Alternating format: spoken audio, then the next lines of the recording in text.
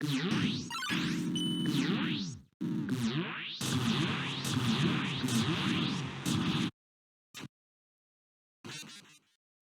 this ever happened to you? Chances are, if you've ever played Undertale, you have.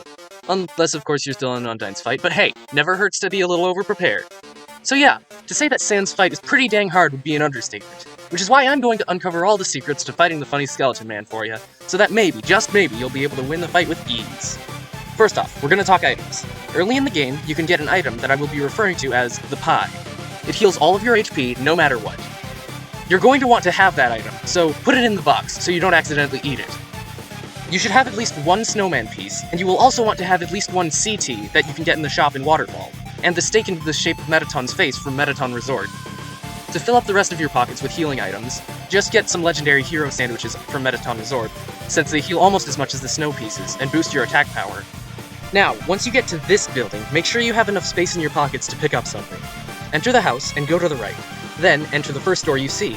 There will be 2 gift boxes inside the room.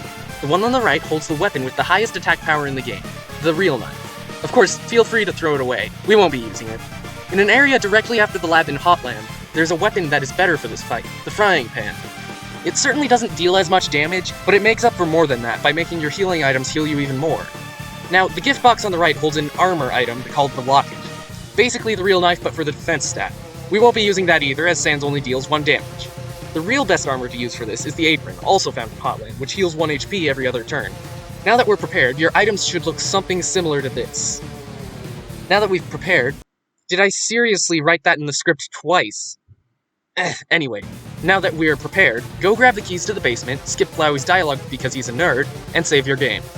Now the first thing you'll want to know is this. Sans, unlike most other monsters, has a higher speed stat than the human. That means he goes first, after he gives you some dialogue.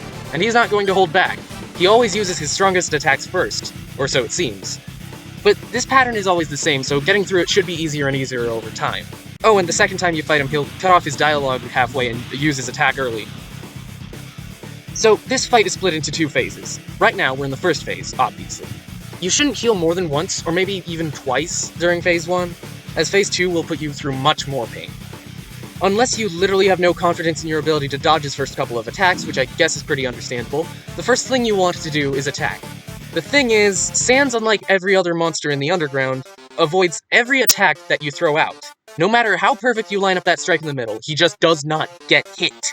You can even hit him with a funny forward aerial and he'll just casually recover.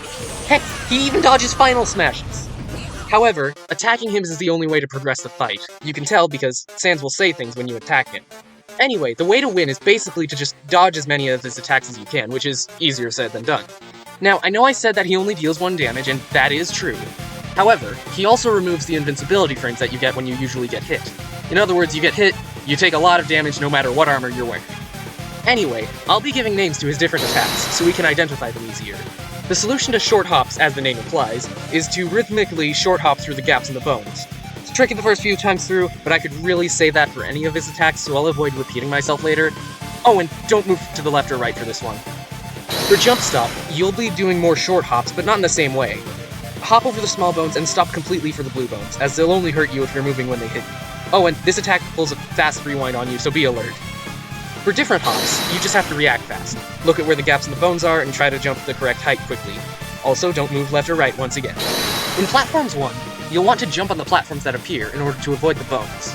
But don't jump too high on the last 2 jumps, since there's bones on the top, and don't stay behind too long on the last platform or else you'll get hit by this bone flying out of nowhere. Platforms 2 is similar but more complicated. The second platform can actually just be jumped over, and if you do land on it, don't jump off, just fall onto the 3rd platform. Then jump to the 4th, fall onto the 5th, short hop onto the next one, and jump onto the small platform, and then jump out of the way of the bones that try to cut you off. Don't jump again until the next attack. In Movement 1, all the advice I can give you is that you should try to stick to the bottom and middle of the box, and try to aim for open areas without bones. Other than that, just don't get hit. In Platforms 3, you will start on a platform that is moving towards bones that move like the platforms in Super Mario Bros. 1-2. You will want to get into a pattern of jumping and only slightly moving through these. In Movement 2, blasters will shoot in the 3 sections instead of bones appearing. You'll want to be switching sections a little faster when you need to, but I think you should still be sticking to the bottom and middle of the box. It's kind of easy to get confused, but you'll get the hang of it. Platforms 4 is very similar to Platforms 3, but the timing for the jumping pattern is a little bit different, as the attacks are a bit closer together. Movement 3 is nothing like Movement 1 or 2. There are no platforms, but you'll still be moving up and down in a similar fashion. The idea is to jump up and move with the bones above, and when you land, move the other way with the bones below, until you can reasonably repeat this process.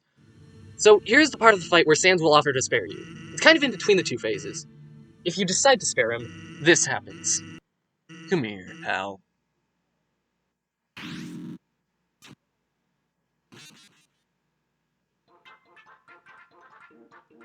Get dunked on!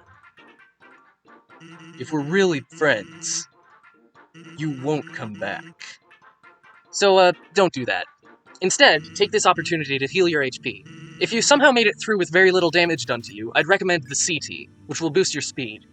If you have much less HP, which is more likely, I recommend the Face Stake, followed by the CT if you still need to heal a little more. Then, after that, attack Sans to begin Phase 2. Did I getcha? Well, if you came back anyway, I guess that means we never really were friends, huh? Don't tell that to the other Santas, okay? The real fight begins now. One thing you will want to know about this phase is that Sans plays dirty. He will attack you while it's still your turn. Starts off with just a single bone, but even that single bone can be very dangerous. Sans can't kill you on your turn, but he can make you lose a skeleton of HP. You're going to want to time your button pressing in the menus if you don't want to be hit hard. The screen cuts to black for half a second, cuts to an attack, cuts to black, cuts to another attack, and it just does this a few times. The attacks that random cuts can include are short hops, which is the same as before, different hops, which is also the same as before, movement 3, which is also same as before, but can be mirrored. There are also two more, which are blasters, where 4 blasters will appear around the box, and if they're going to shoot in an X shape, move horizontally or vertically, and if they're going to move in a plus shape, move diagonally. And roller coaster, which this one, there's very little room for error. You gotta move up to the gap where the bones is and move down in the tunnel, then move up slightly when exiting, and sometimes the ups and downs are reversed, so just be careful. The next separate attack is Blasters 1. Sans will send thin blasters to shoot it. My advice for not getting hit by them is, don't get hit by them. For slamming 1, Sans will shove you into one of the walls of the battle box, and you will have to jump away from his attack on that wall before he attacks. Slamming 2 is just slamming 1, but slightly faster. Blasters 2 is just like Blasters 1, but instead of thin blasters, we got thick blasters. That's thick with a K, by the way. Why do I even have to specify that? Well, anyway, same as Blasters 1, they're just bigger. Movement 4 is like Movement 3, but instead of jumping between long bones on the top and short bones on the bottom, you move between equal-length bones on both horizontal sides of the box very quickly. So, I call this next attack literally cheating. I would have called it Slamming 3, but unlike Slamming 1 and 2, Sans cheats every single time. Every single time! Here's what I'm talking about. Did you catch that? He slammed me into the attack that was already there. Cheating, I tell you! And he slams you in random directions each time, so it's completely random if Sans decides to be a pain in the butt! Anyway, when Sans is about to use his final attack, he'll say, "Yeah, my special attack. Sound familiar? Well, get ready, because after the next move, I'm going to use it. So, if you don't want to see it, now would be a good time to die." And after the next time you attack, he'll say, "Well, here goes nothing. Survive this, and I'll show you my special attack." I'm going to call this attack Final Cut. In Final Cut, Sans will put you through many attacks, unfortunately starting off with a little bit of literally cheating, followed by a little bit of Movement 4. Then comes the barrage. Mega roller coaster, slamming, a dog, more slamming, get a frigging double Tetris, more slamming, throwing a copy of FNAF World in the recycling bin because it's an actual piece of garbage and a pain on your eyes, even more slamming, and finally, like a million blasters spinning in a circle, and finally, Sans stops, and now he's going to use his special attack. Alright, that's it. Time for my special attack. You ready? Here goes nothing. Yep. That's right. It's literally nothing. And it's not gonna be anything either. I've decided it's not gonna be your turn, ever. I'm just gonna keep having my turn until you give up, even if it means we have to stand here until the end of time. And once Sans falls asleep, you're able to move in for the kill. After all that pain you've just been put through, this last hit will possibly be the most satisfying.